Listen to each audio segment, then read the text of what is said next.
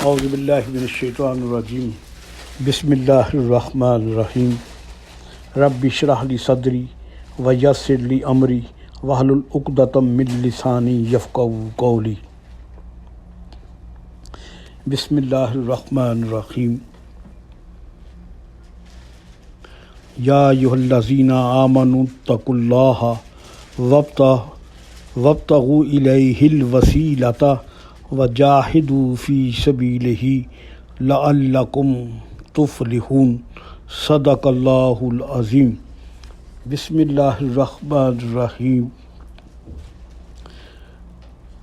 وما ارسلنا من رسول الا لیطاع باذن اللہ ولو انہم اذ ظلموا انفسکم جاؤوک واستغفروا اللہ واستغفر لهم الرسول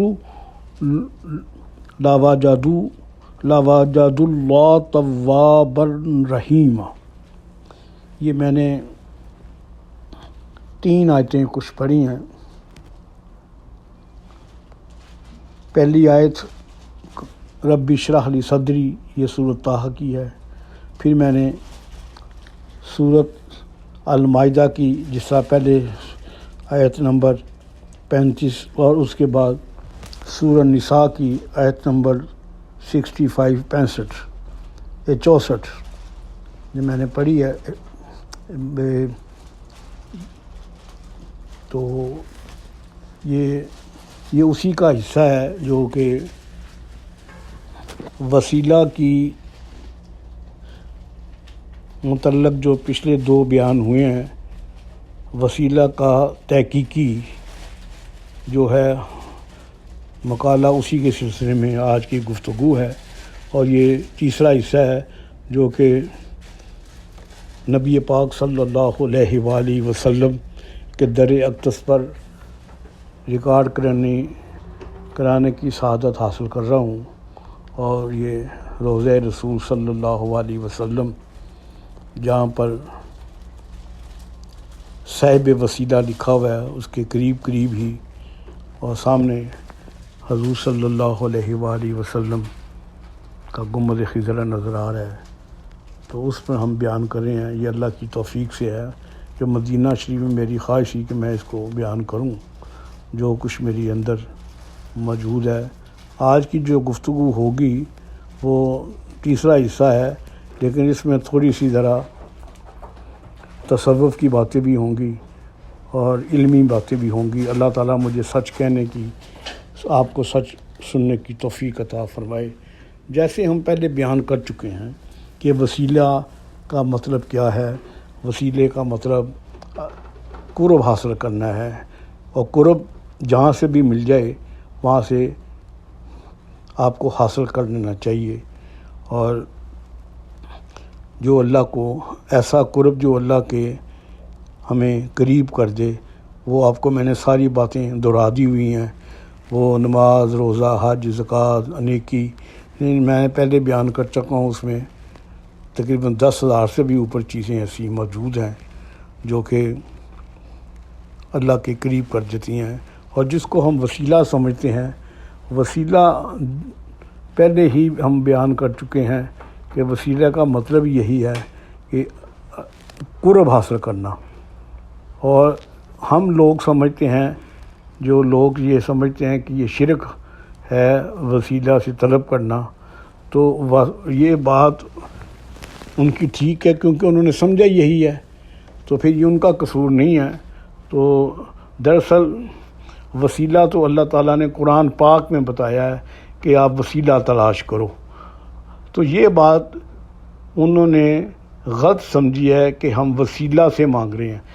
وسیلہ سے مانگنا وہ شرک آ جائے گا۔ وسیلہ سے مانگنا اور وسیلے کے ذریعے مانگنا وہ نہایت ہی قرآن کے مطابق آ جائے گا، اور فرمان رسول کے مطابق آ جائے گا۔ جیسے ہم مقام ابراہیم پر نماز پڑھتے ہیں، قرب تو ہو گیا، ہم نے مقام ابراہیم سے تو نہیں مانگنا تو اللہ سے ہے ہم نے۔ اسی طرح ہم جب اللہ کے قریب آ جائیں تو پھر اس قربت سے فائدہ اٹھاتے ہوئے اللہ سے ہی مانگے تو اللہ تعالیٰ ہماری دعاؤں کو قبول کرتا ہے۔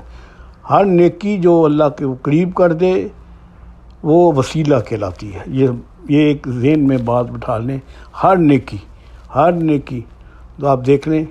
اور ایک تصوف کی بات یہ ہے کہ وسیلے سے جو وسیلہ لوگ تلاش کرتے ہیں اور ان کو مل جاتا ہے وسیلہ کی ڈیفینیشن میں آپ کو پہلے بتا چکا ہوں، بار بار دہراؤں گا تو یہ بات لمبی ہو جائے گی۔ بس یہ سمجھیں وسیلہ اللہ کا قرب حاصل کرنے کا طریقہ ہے۔ جب آپ کو وسیلہ مل جائے، جو وسیلہ سین کے ساتھ ہے، واو سین، وسیلہ، آپ کو وسیلہ جب مل گیا تو پھر آپ کو وصل مل گیا۔ وصل کیا ہے؟ جو سواد کے ساتھ ہوتا ہے، وا سواد۔ وسیلہ جب مل گیا تو سمجھو آپ کو وصل مل گیا۔ وصل کا مطلب ہے آپ کو محبوب مل گیا، آپ کو پیار مل گیا، آپ کو ڈھارس مل گئی، تو وسیلہ تلاش کرنے سے آپ کو وصل مل جاتا ہے۔ یہ بات یاد رکھیں۔ آپ ایک لکھ کے آپ ایک کو آپ رائٹ سائڈ پر ایک نقطہ لگائیں تو 10 بن جاتا ہے، ایک اور نقطہ لگائیں تو 100 بن جاتا ہے، ایک اور نقطہ لگائیں تو 1000 بن جاتا ہے۔ لیکن ایک ہی ہو، اس کے آپ لیفٹ سائڈ پر نقطہ لگائیں کچھ نہیں بنے گا، 2 لگائیں کچھ نہیں بنے گا، تیسرا نقطہ لگائیں کچھ نہیں بنے گا۔ حالانکہ رائٹ سائڈ پر ایک کے رائٹ سائڈ پر ایک نقطہ لگائے جائیں تو جو گنتی ہے وہ بڑھتی جائے گی۔ مراد میری یہ ہے، اللہ کی وحدانیت کو ایک جان کر رائٹ سائڈ پر نقطہ لگائیں، یہی وسیلہ ہے اور اسی وسیلے سے وصل ملتا ہے۔ تو بلے شاہ بھی تو یہی کہتے ہیں، گل ایک نقطے وچ مک دیے، پھر نقطہ چھوڑ حساباں نو، کر دور کفر دیاں باباں نو، گل ایسے وچ ٹھک دیے، گل ایک نقطے وچ مک دیے۔ تو مراد میری یہ ہے کہ وسیلہ آپ نے لگانا ہے پازیٹیو رائٹ سائڈ پر، نیکی کرتے کرتے آپ کو وسیلے سے وصل مل جائے گا۔ اتنا آپ کو وسیلہ تلاش کرتے کرتے آپ کو وصل مل جائے گا۔ آج ہم کیونکہ صاحب وسیلہ کے پاس ہی کھڑے ہیں، حضور کے قدموں میں ہی کھڑے ہیں، اور اس سے بڑا وسیلہ کیا ہو سکتا ہے کہ جو پہلی میں نے آپ کو سورۃ المائدہ کی آیت نمبر 35 بتائی، وہ تو خالص وسیلہ کے متعلق تھی۔ ایک وسیلہ کی یہ بھی تشریح ہے جو کہ حالانکہ علماء کو بیان کرنی چاہیے، وہ کرتے بھی ہیں لیکن اس انداز سے نہیں کرتے۔ اللہ تعالیٰ ہمیں توفیق دے۔ جیسے میں نے یہ کیونکہ آخری بات ہوگی سورۃ نساء کی میں وسیلے کے متعلق، جو کہ وسیلہ عظمیٰ میں بتا چکا ہوں کہ حضور صلی اللہ علیہ وآلہ وسلم کی ذات اقدس ہمارے لیے وسیلہ عظمیٰ ہے۔ تو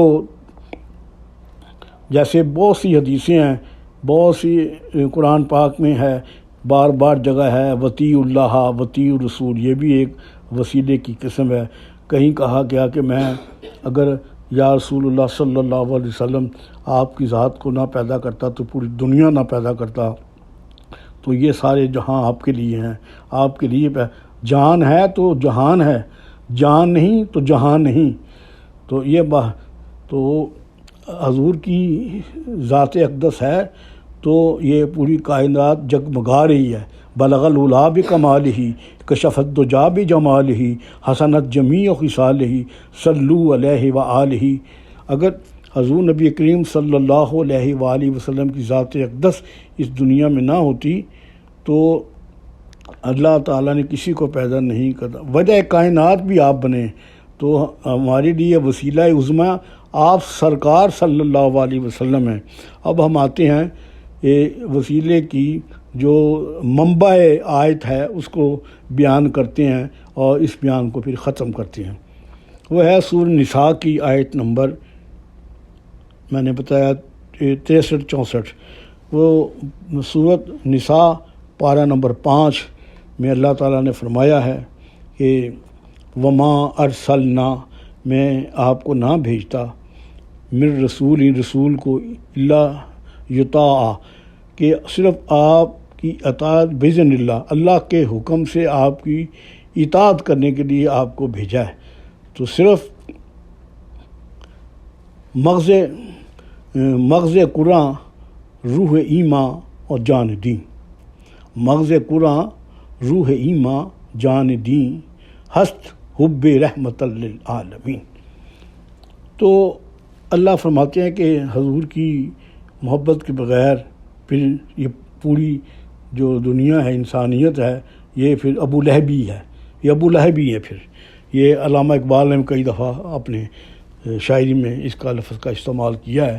اب ہم آتے ہیں وما ارسلنا من رسول الا لیطاع باذن اللہ، اللہ کے حکم سے ہم اطاعت کیجیے نبی پاک صلی اللہ علیہ وسلم کی، ہم نے آپ کو صرف اس لیے بھیجا ہے کہ حضور کی اطاعت کریں۔ تو پھر فرمایا اگلے میں ولو انہم، جب تم ظلم کر لو، ولو انہم اذ ظلموا، جب انفسہم، جب تم اپنی جانوں پر ظلم کر لو، تو جاؤکا، تم جاؤ، واستغفروا اللہ، اللہ سے معافی مانگنے کے لیے۔ جب تم اپنی جانوں پر ظلم کر لو اور اللہ سے معافی مانگنا چاہو، تو واستغفروا، تو اللہ کے رسول کے پاس جاؤ، واستغفر لہم الرسول، تو رسول اللہ صلی اللہ علیہ وآلہ وسلم کے پاس جاؤ۔ مراد یہ ہے کہ جن کے پاس وہ کئی یہ سمجھتے ہیں کہ واستغفر لہم الرسول کہ نبی پاک صلی اللہ علیہ وسلم کے دربار اقدس میں جاؤ۔ کسی نے کہا کہ حضور کی اطاعت کرو۔ ہر ایک نے اپنا اپنا اس کا مطلب لیا، لیکن ہم لیں گے اس کا مطلب، یہ بھی ٹھیک ہے، وہ مطلب بھی ٹھیک ہے، ہم لیں گے کہ نبی پاک صلی اللہ علیہ وسلم کا وسیلہ تلاش کرو۔ لو وجد اللہ توابا رحیما، اور اللہ تمہیں معاف کر دے گا، تم پر رحم کرے گا۔ اس آیت کا خلاصہ یہ ہوا کہ جب تم اپنی جانوں پر ظلم کر لو اور اللہ سے معافی مانگنا چاہو، یہ بات غور سے سننے والی ہے کہ جب تم اپنی جانوں پر ظلم کر لو اور تم اللہ سے معافی مانگنا چاہو، اتنے شرمسار ہو گئے ہو تو اللہ سے معافی مانگنا چاہو، تو اللہ تعالیٰ نے یہ نہیں کہا کہ تم اپنی جانوں پر جب ظلم کر لو، معافی مانگنا چاہو تو مسجد میں آ جاؤ، حج کر لو، زکوٰۃ کر لو اور نیکی کر لو۔ فرمایا نہیں، نبی پاک رؤوف الرحیم سرکار مدینہ صلی اللہ علیہ وآلہ وسلم کی بارگاہ اقدس میں آ جاؤ اور ان کا وسیلہ دے کر مجھ سے قربت حاصل کر لو، اور میں تمہیں ایسا کرو گے تو تم مجھے پھر رحمان پاؤ گے، رحیم پاؤ گے، معاف کرنے والا پاؤ گے۔ تو ہمارے لیے ہمارے گناہوں سے معافی مانگنے کا جو وسیلہ ہے وہ حضور صلی اللہ علیہ وسلم کو ہی بنایا گیا اللہ تعالیٰ نے دراصل ہمیں بتا دیا کہ وسیلہ جو ہے وہ وسیلہ عظمیٰ نبی پاک صلی اللہ علیہ وآلہ وسلم کی ذات اقدس ہے۔ تو اس پر ہم ان کے پھر آئے گا وطیع اللہ وطیع رسول، اس لیے آپ کے اسوہ حسنہ پر پھر ہمیں عمل کرنا ہوگا، پھر ہمیں چلنا ہوگا۔ وہ کیسی گفتگو کرتے تھے، وہ کیسے چلتے تھے، کیسے کھاتے تھے، ان کے اپنے معاملات کیسے تھے، ان کے معمولات کیسے تھے، وہ یہ سمجھیں۔ پھر وہ ہمیں جو سنت رسول ہے وہ بتائے گی کہ آپ اپنے عزیزوں سے، رشتہ داروں سے اور مسکینوں سے، بیواؤں سے کیسے سلوک کرتے تھے۔ یہی قرب ہے اور یہی وسیلہ ہے۔ وسیلے کا مطلب یہ ہرگز نہیں ہے کہ ہم بتوں سے مانگیں یا کسی اور سے مانگے غیر اللہ، وہ شرک ہو جائے گا۔ تو مطلب یہ ہے کہ ہمیں اس جو وسیلہ کی ڈیفینیشن ہمارے بچوں کو، نوجوانوں کو بتائی گئی ہے، سمجھائی گئی ہے، وہ غلط بتائی گئی ہے، اور ہمیں اس پر سمجھنا چاہیے۔ یہ وسیلہ تو مانگنا تو اللہ تعالیٰ نے خود ہمیں دعوت دی ہے کہ تم اپنی جانوں پر ظلم کر لو اور حضور صلی اللہ علیہ وسلم کے پاس چلے جاؤ، یہی تو وسیلہ ہے۔